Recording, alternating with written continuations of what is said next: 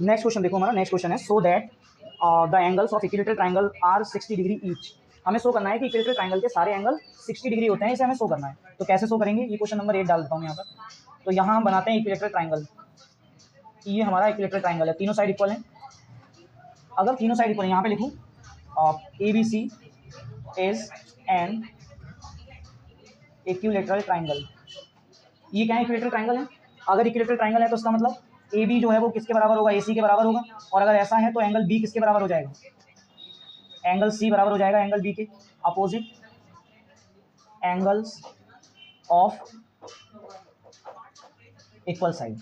बात समझ आ गई, एग्जैक्ट सेम कॉन्सेप्ट। अभी हमारा ए बी बराबर है किसके, ए सी सॉरी बी सी के, ठीक है, दोनों बराबर है ना। ये अगर दोनों बराबर है तो इसका मतलब एंगल ए बी और बी सी दोनों के बराबर, ए बी के सामने सी है और बी सी के सामने ए है। ये भी क्या हो जाएंगे, same opposite angles of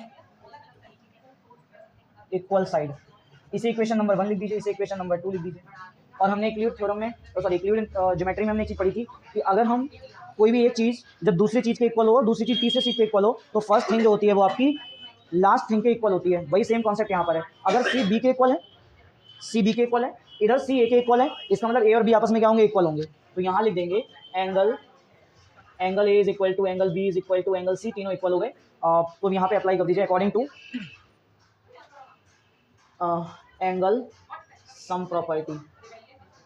angle sum property क्या होती है इसके बारे में बात करते हैं। तो एंगल सम प्रॉपर्टी को देख लीजिए कितना आने वाला है। ये आएगा angle A plus angle B plus angle C is equal to 180 degree. और एंगल ए की वैल्यू कितनी आएगी, angle B sorry angle A लिख दो सब में, एंगल बी भी एंगल ए के इक्वल है, ठीक है, और एंगल सी भी एंगल ए के इक्वल है। तो मैंने सबके प्लेस पे क्या लगा दिया, एंगल ए लगा दिया, ठीक है।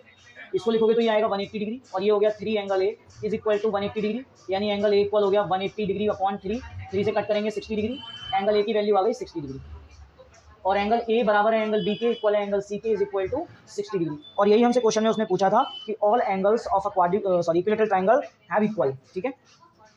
तो यहाँ लिख दो all angles of equilateral triangle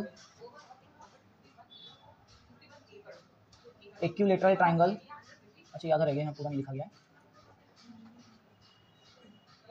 equilateral triangle, all angles of equilateral triangle are equal in equal, बस ये आंसर है।